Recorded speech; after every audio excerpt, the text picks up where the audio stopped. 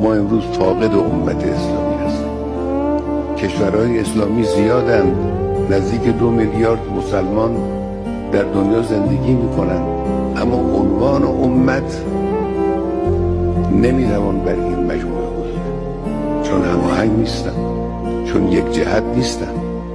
امت یعنی مجموعه انسانهایی که در یک جهت به سوی یک هدف با یک انگیزه دارن حرکت میکنن. ما اینجور نیستیم، ما متفرقیم. نتیجه این تفرق سلطه دشمنان اسلام. نتیجه این تفرق این است که فلان کشور اسلامی احساس میکنه اگر بخواد خودش رو نگه داره باید تکیه کنه با آمریکا.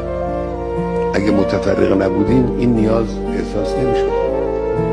ما میتوانستیم پشت در پشت هم، دست در دست هم از امکانات یکدیگر استفاده کنیم و هم کمک کنیم یک واحد رو تشکیل بدیم. این واحد از همه قدرت‌های امروز دنیا میتوانست قوی‌تر باشه، چون که یک روز اینجوری بود با همه